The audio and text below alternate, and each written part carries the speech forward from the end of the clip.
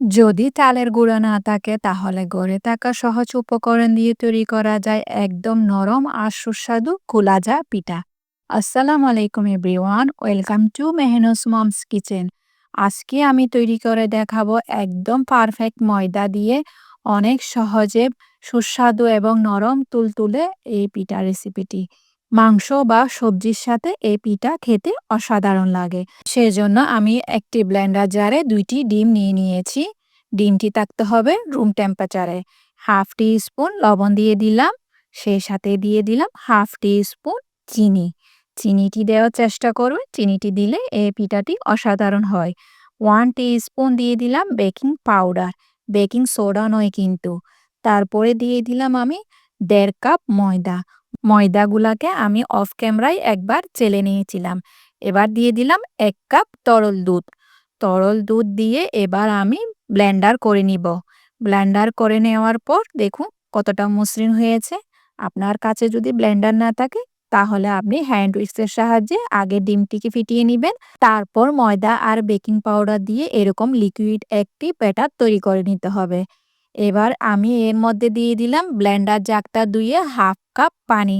এখানে আমার সম্পূর্ণ লিকুইড লেগেছে ১ কাপ দুধ এবং হাফ কাপ পানি। দিয়ে ভালো করে আরেকবার ফেটিয়ে নিব।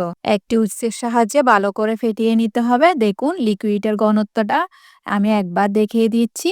একটি চামচের সাহায্যে পিছন দিয়ে এরকম করে লিকুইড ডোটা নিতে হবে।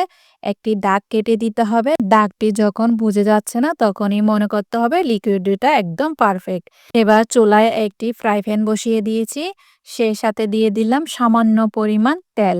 তেলটি দেওয়ার পর আমি একটি টিস্যু পেপারের সাহায্যে তেলটিকে ভালো করে মুছে দিব। ফ্রাই প্যানটাকে সম্পূর্ণভাবে গরম করে নিতে হবে।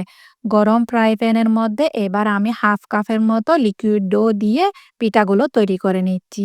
দেখতেই পাচ্ছেন পিঠাগুলো কত জালিদার হয়েছে। এভাবে করে আমি ২ থেকে ৩ মিনিট রাখবো। আর উল্টিয়ে পাল্টে দেওয়ার কোনো প্রয়োজন হয় না। ২-৩ মিনিট পর পিঠাটা সম্পূর্ণ তৈরি হয়ে যায়।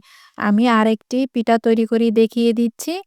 প্রত্যেকবার পিঠা তৈরি করার আগে টিস্যু পেপার দিয়ে একটু ফ্রাই প্যানটা মুছে নিতে হবে এবং খেয়াল রাখতে হবে ফ্রাই প্যানটা হতে হবে গরম। তারপরে হবে আপনার পিঠাগুলা এইরকম জালিদার।